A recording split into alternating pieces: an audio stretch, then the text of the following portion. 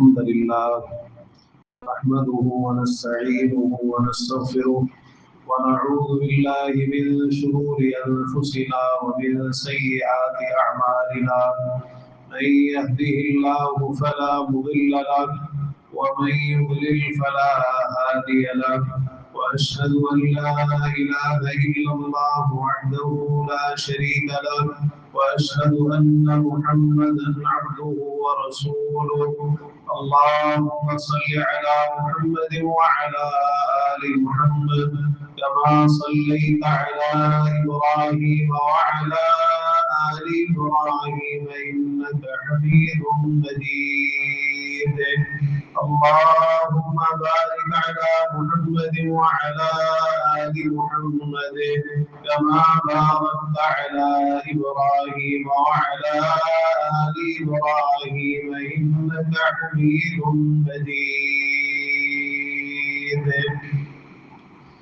يا أيها الذين آمنوا اتقوا الله حق تقاته ولا تموتن إلا وأنتم مسلمون يا أيها الناس اتقوا ربكم الذي خلقكم من نفس واحدة وخلق منها زوجها وبث منهما رجالا كثيرا ونساء واتقوا الله الذي تساءلون به والأرحام إن الله كان عليكم رقيبا يا أيها الذين آمنوا اتقوا الله وقولوا قولا سديدا يصلح لكم أعمالكم ويغفر لكم ذنوبكم ومن يطع الله ورسوله فقد فاز فوزا عظيما أما بعد فإن أصدق الحديث كتاب الله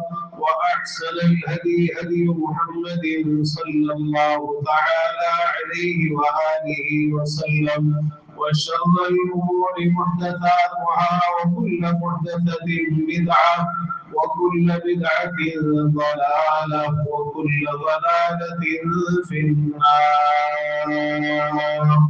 ألا لا إيمان لمن لا أمانة له ولا دين لمن لا عبد له سبحانك لا علم لنا إلا ما علمتنا إنك أنت العليم الحكيم رب اشرح لي صدري ويسر لي أمري واحلل عقدة من لساني يفقهوا قولي رب زدني علما أعوذ بالله السميع العليم من الشيطان الرجيم من همزه ونفخه ونفثه وتوكل على الله وكفى بالله وكيلا ہر قسم کی تحمیدات تسبیحات تحلیلات تقدیسات تمجیدات تکبیرات اور عبادات کے لائق صرف اور صرف اللہ وحدہ لا شریک احکم الحاکمین ارحم الراحمین احسن الخالقین ذو الجلال والاکرام ہے وہی ہم سب کا خالق مالک رازق حاجت روا مشکل کشا داتا گنج بخش دستگیر غوث اعظم غریب نواز لجپال بگڑیاں بنانے والا اولاد دینے والا نفع نقصان کا اختیار رکھنے والا اور زمین و آسمان کا یہ سارا نظام اکیلے ہی چلانے والا ہے درود و سلام ہو امام الانبیاء والمرسلین سید الاولین والآخرین شفیع المذنبین رحمت للعالمین خاتم النبیین ہم سب کے رہبر و رہنما مقتدی و پیشوا امام اعظم قائد اعظم رہبر اعظم جناب محمد رسول اللہ صلی اللہ تعالی علیہ وآلہ وسلم کی ذات گرامی پر کہ جنہیں اللہ رب العزت نے میرے اور آپ کے لیے قیامت تک آنے والے انسانوں کے لیے اسوہ حسنہ بہترین نمونہ بنا کر مبعوث فرمایا اور اپنی محبت رحمت مغفرت جنت ہدایت نجات اور سعادت کو آپ کی اتباع اور پیروی کے ساتھ لازم کر دیا ہے۔ عزیز بھائیوں، بزرگوں، نوجوان ساتھیوں، قابل احترام دینی ماں اور بہنوں، زندگی کے اندر بعض چیزیں ایسی ناگزیر ہیں کہ اگر انسان کی سمجھ میں آ جائے تو اس کے لیے زندگی گزارنا آسان ہو جاتا ہے، اور صرف اس دنیا کے معاملات ہی نہیں بلکہ آخرت کے جو معاملات ہیں وہ بھی اس کے لیے انتہائی آسان ہو جاتے ہیں۔ بڑی بڑی مشکلات، تکلیفوں، پریشانیوں، مصیبتوں، دکھوں اور بیماریوں کا حل ان چیزوں کے اندر موجود ہے، لیکن افسوس یہ ہے کہ چونکہ ہم دین سے دور ہیں، کتاب و سنت سے دور ہیں، اللہ اور اس کے رسول صلی اللہ علیہ وسلم کی اطاعت اور فرما برداری سے دور ہیں، الا ماشاء اللہ، اسی لیے ان چیزوں کی طرف ہماری توجہ نہیں۔ نتیجہ یہ ہے کہ پریشانیاں بڑھتی ہی چلی جا رہی ہیں۔ عزیز بھائیوں، یہ بہت بڑی ایک ہماری جو تربیت کی گئی وہ یہ ہے کہ اللہ تعالی ہمارا خالق، مالک، رازق، ساری زمینوں آسمان کا نظام چلانے والا، پوری کائنات پر اسی کا کنٹرول ہے، اسی کا تصرف ہے، سارے خزانوں کا مالک وہی ہے، سب کچھ اسی کے ہاتھ میں ہے، علی کل شیء قدیر ہے۔ ہمیں یہ سبق دیا گیا کہ میں اور آپ، ہم بڑے کمزور ہیں، ہم بڑے بے بس ہیں، بڑے عاجز ہیں، کوئی چیز ہمارے اختیار میں نہیں ہے، تو ہمیں سبق یہ دیا گیا کہ ہم اللہ تعالیٰ پر بھروسہ کریں، اللہ تعالیٰ پر توکل کریں، اللہ تعالیٰ پر اعتماد کریں، اپنا سارا معاملہ، اپنی تمام تر کمزوریوں کا، کمیوں کوتاہیوں کا اعتراف کرتے ہوئے اپنے اللہ کے حوالے کر دیں، حتیٰ کہ اپنی ذات کو بھی اللہ کے سپرد کر دیں، اپنے سارے معاملات اللہ کے حوالے کر دیں۔ یہ توکل ہے۔ بظاہر اس کو ہم معمولی سمجھتے ہیں، لیکن یہ معمولی چیز نہیں ہے، یہ بہت بڑی چیز ہے۔ اگر اس توکل کی حقیقت کسی کو سمجھ میں آ گئی اور اپنی عملی زندگی میں اس توکل کو ہم نے اختیار کر لیا جس طرح کرنا چاہیے، تو عزیز بھائیو، آپ اس کی برکتیں، اس کے ثمرات، اس کے فوائد اور اس توکل کی وجہ سے حاصل ہونے والی اللہ تعالیٰ کی مدد اور اس کی رحمتیں، عنایتیں، شفقتیں، مہربانیاں آپ دیکھیں گے اپنی زندگی میں۔ توکل یعنی بھروسہ کرنا، اعتماد کرنا، مطلب یہ ہے، بڑے آسان اور سادہ سے لفظوں میں اگر میں آپ کو سمجھاؤں، کسی بھی خیر کو حاصل کرنے کے لیے اور کسی بھی شر، مصیبت، ناپسندیدہ چیز سے بچنے کے لیے اس کے جائز اسباب کو اختیار کرتے ہوئے اپنا معاملہ اللہ کے حوالے کر دینا، اللہ تعالیٰ پر اعتماد کرنا، بھروسہ کرنا، یہ توکل ہے۔ کوئی بھی فائدہ آپ حاصل کرنا چاہتے ہیں، کسی بھی قسم کی خیر یا کسی بھی مصیبت اور نقصان سے آپ بچنا چاہتے ہیں، اللہ پر اعتماد ان دونوں معاملوں، اور پھر یہ کہ جائز اسباب کو اختیار کرتے ہوئے، اب یہ اسباب کا معاملہ بھی اس توکل کی تعریف میں بڑی اہمیت کا حامل۔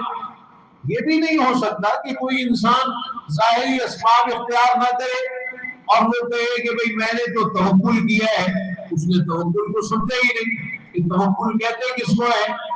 اسباب، اللہ تعالیٰ نے یہ جو کائنات بنائی ہے، یہ ساری اسباب ہی کے تحت بنائی، اس کو اسباب کے ساتھ جوڑا ہے، یہ سارا جو کائنات کا نظام ہے، اور پھر ہمیں اسباب اختیار کرنے کا حکم بھی اللہ تعالیٰ نے خود دیا ہے۔ یا ایھا الذین آمنوا خذوا حذرکم، ایمان والو اپنا بچاؤ لے لو، اپنے بچاؤ کا سامان لے لو۔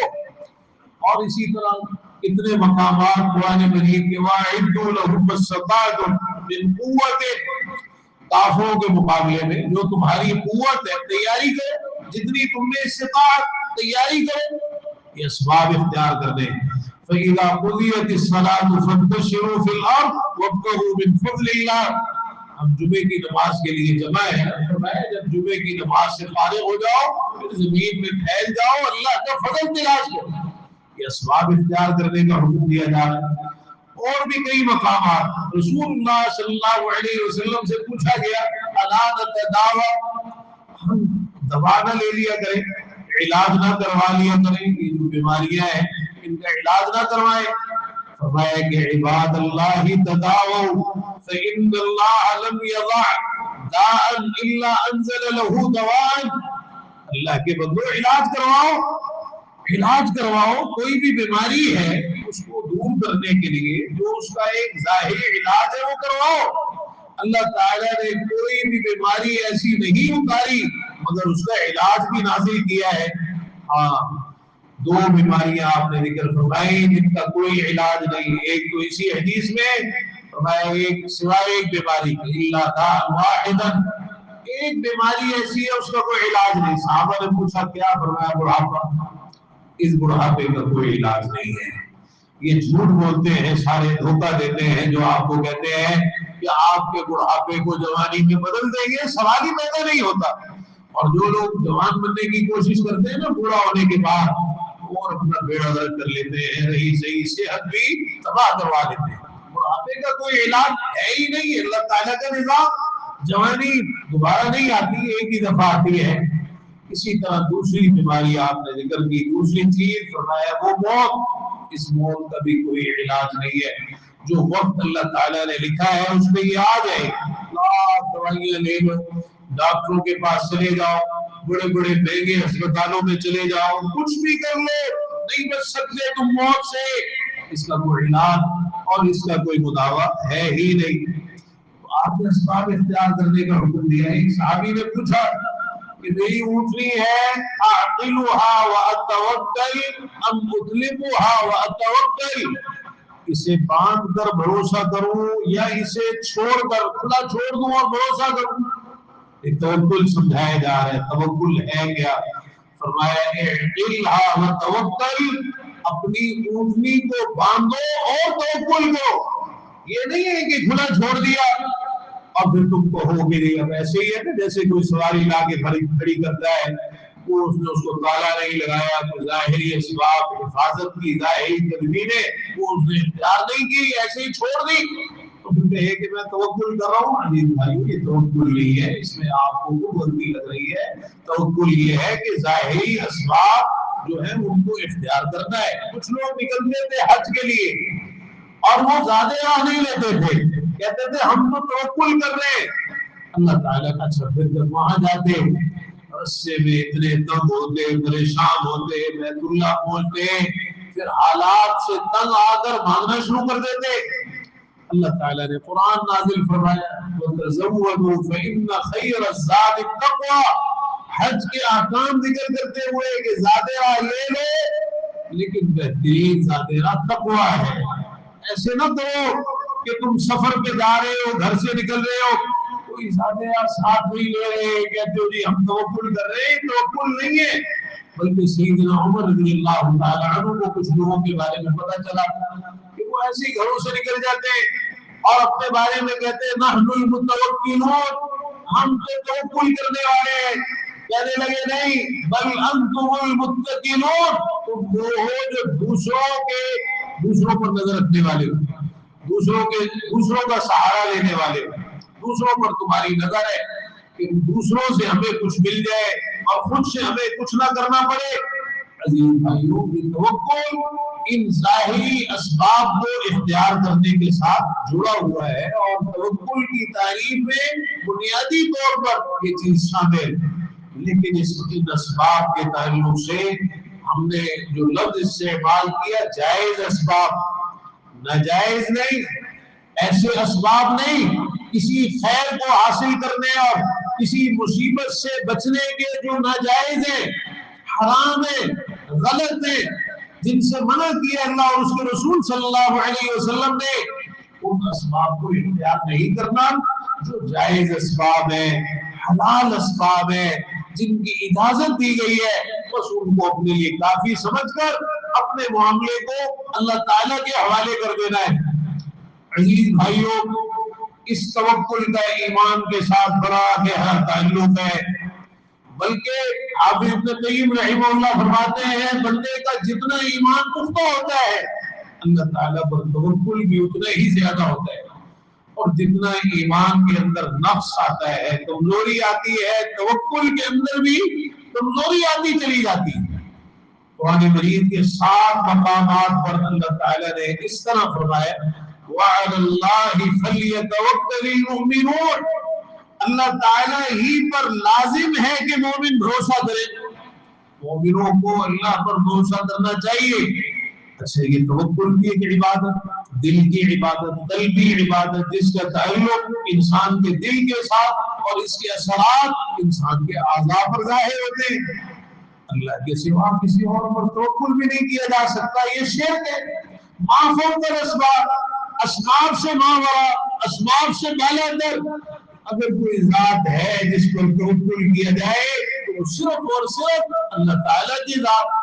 ظاہری اسباب کے تحت آپ کسی سے کوئی خدمت لیتے ہیں، کوئی کام لیتے ہیں اور اس معاملے میں آپ اس پر اعتماد کر لیتے ہیں، یہ وہ توکل نہیں ہے جو توکل کتاب و سنت کے اندر بیان کیا گیا۔ یہ تو اسباب دیتا ہے، اور یہ تو وہی بات ہے کہ یہ اسباب اللہ تعالیٰ ہی نے مقرر فرمائے، لیکن یہاں بھی بھروسہ اسباب پر نہیں بلکہ مسبب الاسباب پر، جس ذات نے یہ اسباب مہیا کیے ہیں آپ کو بھروسہ ان اسباب کے اوپر نہیں ہونا چاہیے بلکہ اس مسبب الاسباب ذات پر ہونا چاہیے۔ اسباب کے اندر تاثیر وہ بھی اللہ تعالیٰ کی طرف سے ہوتی ہے نا، اگر وہ تاثیر ڈال دے گا تو وہ سبب آپ کو آپ کے کام آ جائے گا، لیکن نسبت، توکل، بھروسہ، اعتماد اور سب کچھ جو ہوتا ہے وہ اللہ تعالیٰ کی ذات ہی سے ہوتا ہے۔ تو ہم یہ عرض کر رہے ہیں کہ ایمان کے اندر اس توکل کا ایک بڑا گہرا تعلق ہے ایمان کے ساتھ، اور ایمان کی کمی بیشی یہ اس توکل کے اوپر اثر انداز ہوتی ہے۔ قرآن مجید میں کتنے مقامات ہیں جہاں اللہ تعالیٰ نے اس توکل کا حکم دیا ہے۔ انبیاء علیہ السلام کا اللہ تعالیٰ نے ذکر کیا کہ توکل جو ہے نا، توکل یہ ایسا ایک مضبوط عقیدہ ہے، اور اللہ تعالیٰ کی توحید جس طرح انسان اس توکل کے ذریعے سے اس عقیدے پر کاربند رہتا ہے، بڑے سے بڑا خوف اس کے دل سے نکل جاتا ہے، لاکھ اس کے دشمن موجود ہوں، اس کے خلاف سازشیں کرنے والے ہوں، اس سے حسد کرنے والے ہوں، وہ ڈرتا نہیں، گھبراتا نہیں، وہ ڈٹا رہتا ہے۔ کیوں؟ اس کا بھروسہ اللہ کی ذات پر۔ اللہ تعالیٰ نے قرآن مجید میں نوح علیہ السلام کا ذکر کیا کہ قوم کے لوگوں نے بڑی مخالفت کی، 950 سال تک دعوت دیتے رہے۔ انہوں نے اپنی قوم کے لوگوں سے کہا تم جو آئے دن مجھے ڈراتے دھمکاتے رہتے ہو، میرا بھروسہ تو اللہ کی ذات پر ہے، تم اور تمہارے معبودان باطلہ جو میرے خلاف کرنا چاہتے ہو کر گزرو، مجھے مہلت نہ دو، مجھے کوئی ڈر نہیں ہے، مجھے کوئی خوف نہیں ہے۔ کیوں؟ اس لیے کہ میرا بھروسہ اللہ تعالیٰ کی ذات پر۔ جب اللہ پر توکل ہو تو پھر یہ سارے ڈر اور خوف اللہ کے ماں سوا جو بھی ہیں دل سے یہ سارے خوف اتر جاتے ہیں اس توکل کی برکت سے۔ حود علیہ السلام کا اللہ تعالیٰ نے ذکر کیا، انہوں نے بھی اپنی قوم سے یہی کہا۔ ابراہیم علیہ السلام کو آگ میں پھینکا گیا، اللہ پر توکل تھا، اللہ پر بھروسہ تھا۔ آخری کلمات زبان سے کیا ادا ہو رہے جب ان کو آگ میں پھینکا جا رہا ہے؟ حسبنا اللہ و نعم الوکیل، ہمیں اللہ کافی ہے اور بہترین کارساز ہے، اللہ تعالیٰ کافی ہو گیا۔ اس توکل کی برکت سے موسیٰ علیہ السلام جا رہے، پیچھے سے فرعون کے لشکر آ رہے، آگے سمندر ہے، بنی اسرائیل پریشان کہ آپ کو موسیٰ انا لمدرکون، ہم تو دھر لیے گئے۔ میں پریشان ہونے کی ضرورت نہیں ہے، کلا ان معی ربی سیہدین، میرے ساتھ میرا رب ہے، عن قریب وہ میری رہنمائی فرمائے گا۔ اللہ تعالیٰ پر بھروسہ ہے، اللہ تعالیٰ پر توکل ہے، پیارے پیغمبر جناب محمد رسول اللہ صلی اللہ علیہ وسلم غار کے اندر ہے. سیدنا ابو بکر صدیق رضی اللہ عنہ بڑے پریشان. اللہ کے رسول صلی اللہ علیہ وسلم یہ مشرکین یہاں بھی آ گئے, اگر ان میں سے کوئی اپنے قدموں کی طرف دیکھے گا ہماری نظر اس کی نظر ہم پر پڑ جائے گی. فرمایا یا ابا بکر ما ظنک باثنین اللہ ثالثہما. ابو بکر ان دو کے بارے میں تمہارا کیا خیال ہے جن کا تیسرا اللہ تعالی ہمارے ساتھ ہے, اس کی مدد ہمارے ساتھ, ہمارا توکل بھروسہ اللہ تعالی کی ذات پر. سراقہ بن مالک پیچھا کر رہے ہیں اور اتنے قریب آ گئے کہ سیدنا ابو بکر صدیق رضی اللہ عنہ نے رونا شروع کر دیا. عرض کرنے لگے هذا الطلب قد لحقنا یا رسول اللہ. اللہ کے رسول صلی اللہ علیہ وسلم دشمن تو بالکل ہمارے قریب آ چکا ہے. ابو بکر پریشان ہونے کی ضرورت نہیں. لا تحزن ان اللہ معنا, غم نہ کرو اللہ تعالی ہمارے ساتھ. یہ توکل کی برکتیں ہیں. جب اللہ پر اعتماد, اللہ پر توکل ہے, دشمن سر پر ننگی تلوار لے کے کھڑا ہے. پیارے پیغمبر جناب محمد رسول اللہ صلی اللہ علیہ وسلم آرام فرما رہے. آنکھ کھلی, دیکھا دشمن تلوار ننگی لہرا رہا ہے اور ساتھ ساتھ کہہ رہے بھائی یمنعک منی, اب آپ کو مجھ سے کون بچائے گا؟ فرمایا اللہ تعالیٰ بچائے گا. اللہ پر توکل ہے, اللہ پر بھروسہ ہے, اپنا سارا معاملہ اللہ کے حوالے کیا ہے. ایسی کمکماہٹ اس کے اوپر طاری ہوئی, تلوار اس کے ہاتھ سے گر گئی اور وہیں وہ بیٹھ گیا. فرمایا تجھے مجھ سے کون بچائے گا؟ بڑی بنتے ترلے کرنے لگا. آپ تو بڑے نرم دل ہیں, آپ تو بڑے مہربان ہیں. آپ نے صحابہ کو آواز لگائی, میرے پیارے صحابہ ادھر آؤ, دیکھو یہ آیا, اس نے تلوار لے کر لہرائی. مجھ سے پوچھتے آپ کو مجھ سے کون بچائے گا؟ میں نے کہا اللہ تعالیٰ بچائے گا. ساری عزیز بھائیوں اس توکل کی برکتیں ہیں. رزق کے معاملے میں انسان پریشان ہوتا ہے, اگر اللہ پر توکل آپ کی سمجھ میں آ گیا اور اللہ تعالیٰ کے سپرد آپ نے اپنا معاملہ کر دیا, رسول اللہ صلی اللہ علیہ وسلم نے فرمایا لو انکم تتوکلون علی اللہ حق توکلہ لرزقکم کما یرزق الطیر تغدو خماصا وتروح بطانا. اگر اللہ پہ ایسے بھروسہ کر لو جیسا کہ اس میں بھروسہ کرنے کا حق ہے تو تمہیں ایسے رزق دے جیسے پرندوں کو رزق دیتا ہے. صبح کو خالی پیٹ نکلتے ہیں, شام کو پیٹ بھرے ہوئے واپس آتے ہیں. اللہ تعالیٰ پر توکل کر کے تو دیکھو رزق کے معاملے. تمہارا توکل لوگوں پر ہوتا ہے, تمہارا توکل اپنی دکان پر ہوتا ہے, اپنے کاروبار پر ہوتا ہے, اپنی ملازمت پر ہوتا ہے, اپنی نوکری پر ہوتا ہے. نتیجہ یہ ہے کہ پریشان رہتے ہو. اگر اللہ پر توکل کر لو کہ رزق دینے والی ذات اللہ تعالیٰ کی ہے اور اللہ سے اپنے تعلق کو پختہ اور مضبوط رکھو, دیکھو پھر ایسی لوگوں سے رزق دے گا جو تمہارے خام و خیال میں بھی نہیں. اللہ تعالیٰ ہمیں توکل نصیب فرما دے. وآخر دعوانا الحمدللہ رب العالمین. الحمد لله نحمده ونستعينه ونستغفره ونعوذ بالله من شرور أنفسنا ومن سيئات أعمالنا, من يهده الله فلا مضل له ومن يضلل فلا هادي له. وأشهد أن لا إله إلا الله وحده لا شريك له وأشهد أن محمدا عبده ورسوله.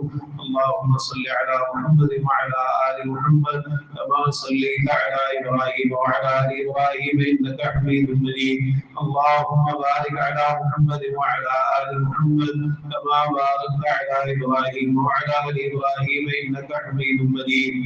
عزیز بھائیوں, اس توکل کی یہ برکتیں ہیں کہ جتنے شرکیہ عقائد ہیں, غلط عقائد ہیں, باطل عقائد ہیں, اس توکل کی برکت سے انسان ان سب چیزوں سے اپنے آپ کو بچا لیتا ہے.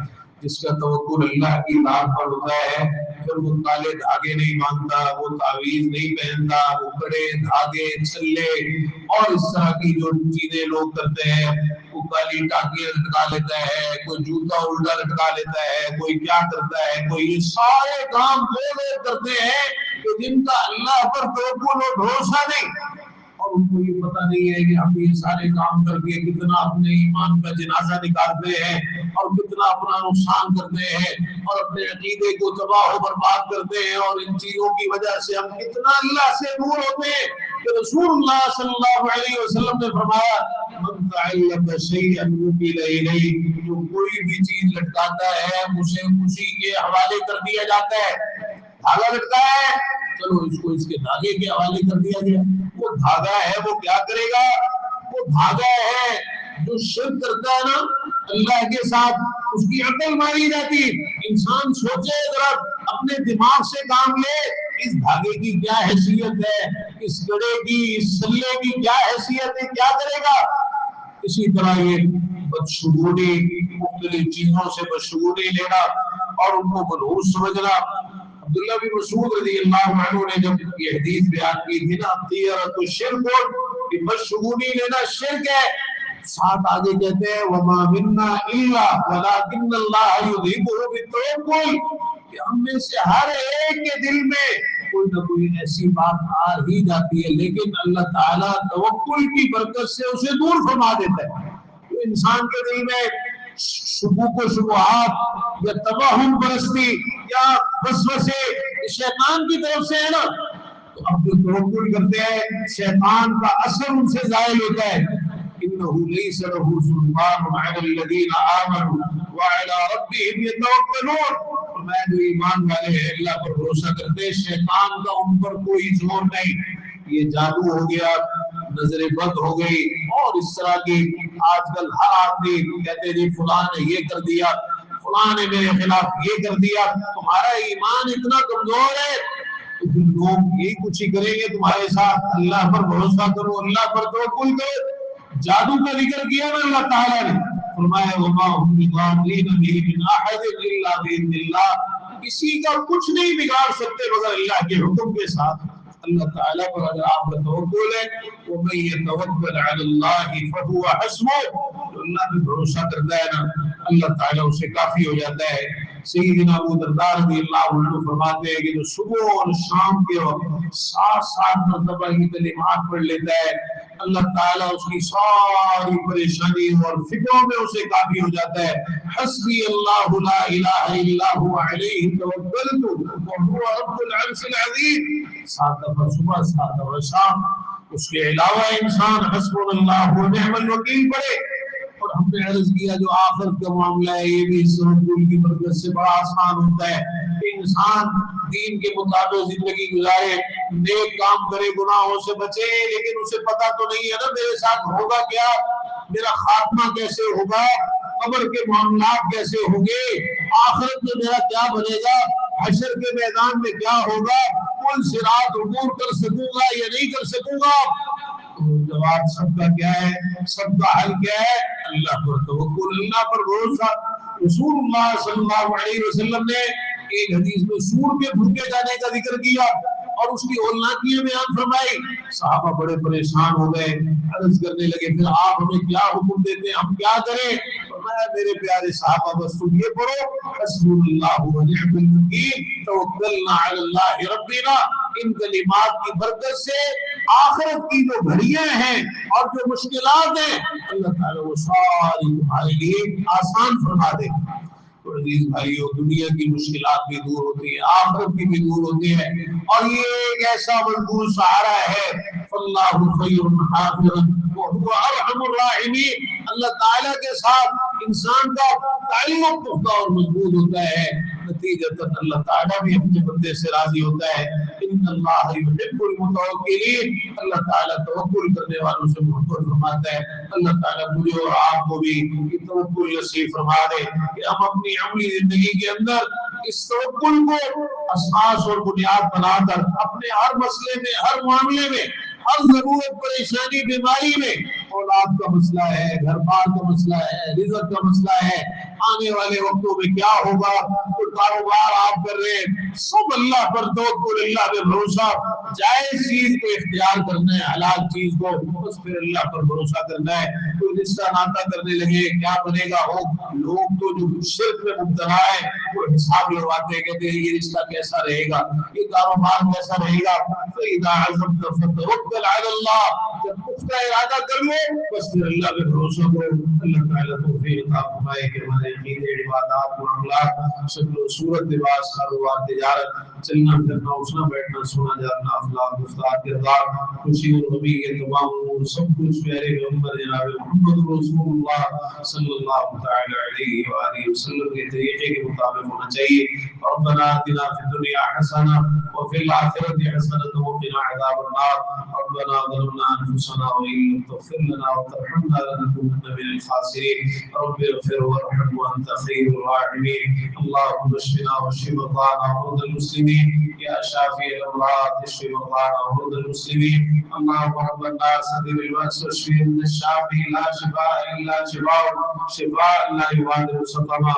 ربنا اغفر لنا ولإخواننا الذين سبقونا بالإيمان ولا تجعل في قلوبنا غلا للذين آمنوا ربنا إنك رؤوف رحيم. رب ارحمهما كما ربياني صغيرا. ربنا هب لنا من أزواجنا وذرياتنا قرة أعين واجعلنا للمتقين إماما. اللهم استر عوراتنا وآمن روعاتنا. اللهم إنا نسألك العفو والعافية والمعافاة في الدنيا والآخرة. اللهم اكفنا بحلالك عن حرامك واغننا بفضلك عمن سواك. يا حي يا قيوم برحمتك نستغيث. يا مقلب القلوب ثبت قلوبنا على دينك. اللهم صرف القلوب صرف قلوبنا على طاعتك.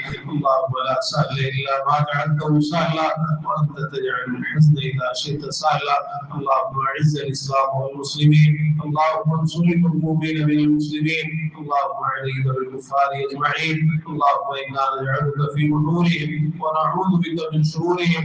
اللهم اكفناهم بما شئت. اللهم لا تسلط علينا من لا يرحمنا. ربنا تقبل منا إنك أنت السميع العليم وتب علينا إنك أنت التواب الرحيم. سبحان ربك رب العزة عما يصفون وسلام على المرسلين والحمد لله رب العالمين.